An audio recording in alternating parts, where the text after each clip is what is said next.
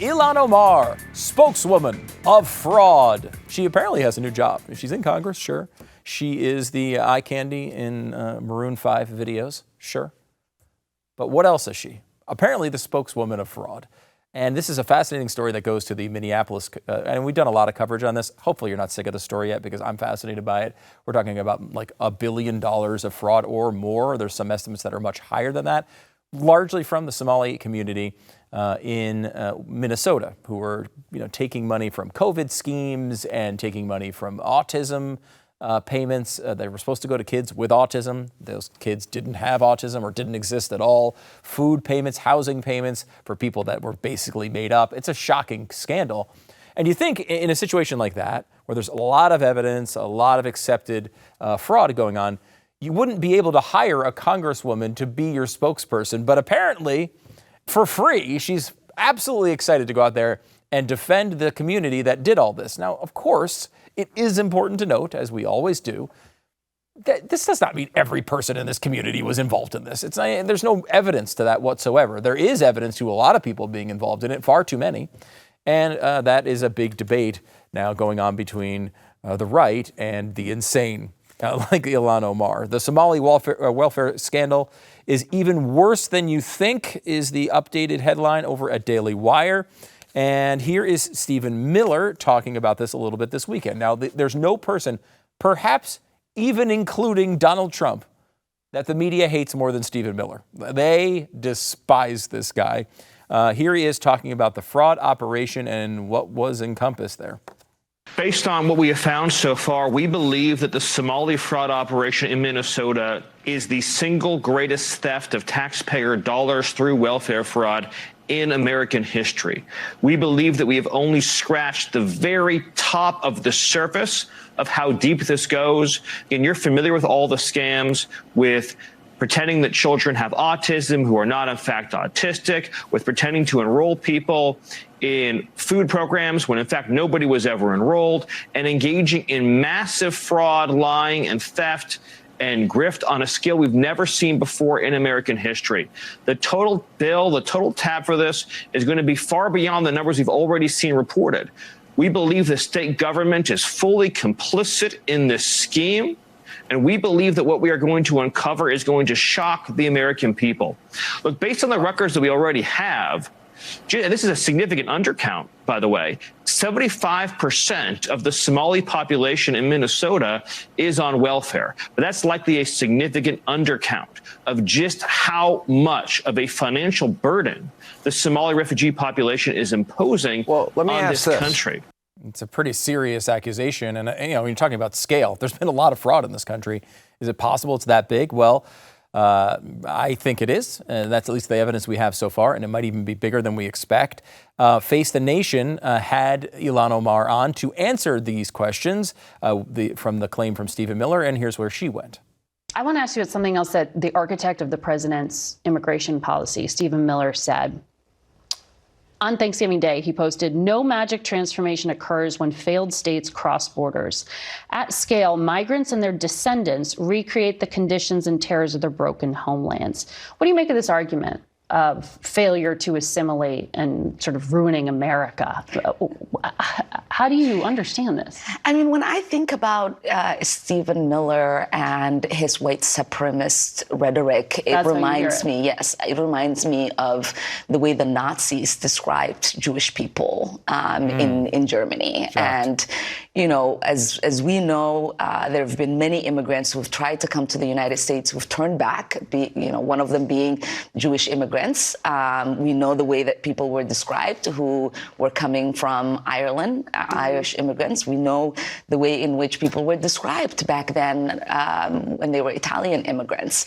And to me, we're, yes, of course, ethnically Somali. We are in this country as Americans. Yeah. We are citizens. We are productive part of this nation, and we will continue to be. Now, you might expect that you wouldn't get the best analysis from someone appearing in Maroon 5 videos. That might be the type of thing that you'd say, hey, I'm not really expecting better than that, but let me pick it apart anyway. At least, first of all, I should point out, she does a lot of comparisons to Nazis. And then when you hear her talk about Jews, she sounds an awful like them. I just find that to be fascinating. Like, the people on the left who hate Jews are constantly using Nazis as a bad example of things, when it seems like a lot of the rhetoric, like pro-Hamas rhetoric, sounds almost identical to what the Nazis were saying. I don't know why they're so upset with the Nazis, at least from their perspective. But that's a fascinating argument. And, you know, look, we know that this is not all a situation where, you know, every Somali immigrant is bad, every refugee is bad. I mean, I think you can make, and this was a point, what was the wording Miller used there? It was at scale. When you have people crossing borders at scale. He's not saying that every immigrant who comes here is bad. What he's saying is when you have a scale where 75% of a community is at some level taking government dollars, that might not be the best approach when you're talking about bringing refugees in. Now, some of them do really need help, and they need help resettling. But the goal for those people, the ones that we do take in, should be to melt into the society, to be a part of it, to say, gosh, this country is awesome compared to the place I used to be. What you're getting out of people like Ilhan Omar is this country is horrible. It's crap. The people I care about are in Somalia. That formula does not work. That's a totally different formula. Now, Scott Bessent, Treasury Secretary, was on CBS's Face the Nation talking about this fraud as well.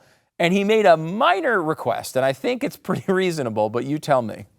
These are money the Bureau services, and they are wire transfer organizations that are outside the regulated banking system.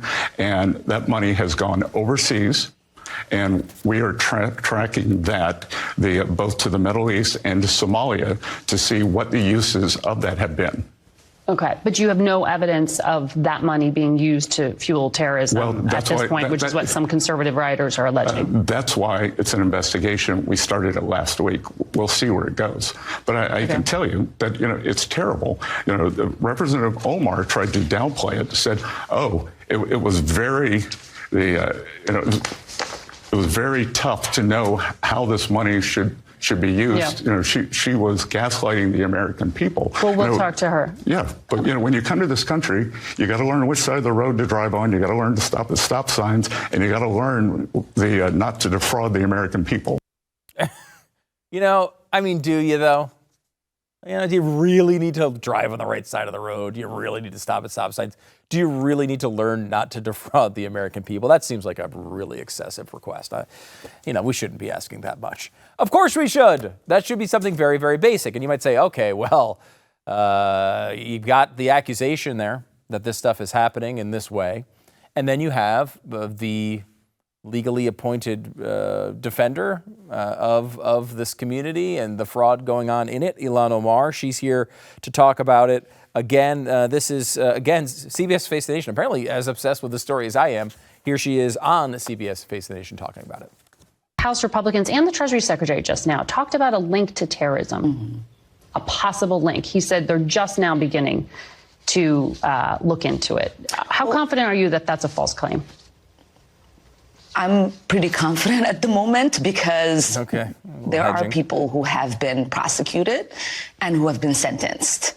If there was a linkage in that the money that they had stolen going to terrorism, then that is a failure of the FBI and our court system in not figuring that out and basically charging them with these charges. Right. And so I do know that for many years, this sort of like alarm that there is money being transferred through the airport in bags and going to terrorism that accusation has always existed. There's never been here and there in those accusations. Okay, yeah, great point. So basically, the problem here is not the people sending money to terrorists or defrauding the government. It's the FBI for not figuring it all out on time. That's the... Gosh, it's just amazing. It really is. The FBI's skirt was too short. It's their fault for all the things that happened to them because of that. It is you can hear the hedging in her voice, right? She's very much not wanting to say what this is. And of course, it has nothing to do with bags of cash going through airports. They have scanners at airports. Who puts bags of cash through an airport? Nobody does that. And I don't know anyone who's accusing them of that. Maybe that's out there on the internet somewhere, but it's not what I've heard. What I heard is you send these remittances to your home country. And, you might say in a country like Somalia that has barely any functioning government at all, and is many sections of it are run by people like al-Shabaab. You're talking about branches of al-Qaeda and ISIS that are running sections of these communities. They don't really care what the law is. They don't really care about any of that. They're going to take their chunk. They're taking their cut. That might not even be the intent of some of the people in Somalia. So why would they be charged? But the fact is that this money going there is a massive problem if they're the ones taking advantage of it.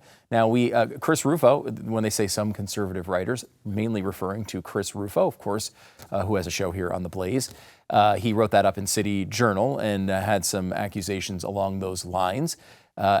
He's uncovering new evidence that did not seem to be available to the FBI as of relatively recently. We'll see how that plays out. Of course, there's different standards, right? When you have an article that you're writing, you're trying to get to the truth. You're asking around. You're asking experts. And Chris wrote all the information that he had in the story along with a co-writer. When you're talking about a legal accusation, it's a different standard, right? Like you have to get the actual every piece of evidence and have it all right there, and it has to clear many legal standards. Might not have been available to the FBI at that time. It's good that they are looking into it because we've seen what's happened when this stuff gets the shoulder shrug. And people like Tim Walz say, well, I don't want to be seen like I'm a racist, so I won't even look into this stuff. It costs people in Minnesota, the taxpayers there, over $1 billion, several billion by some estimates now. And I think those numbers are going to continue to grow.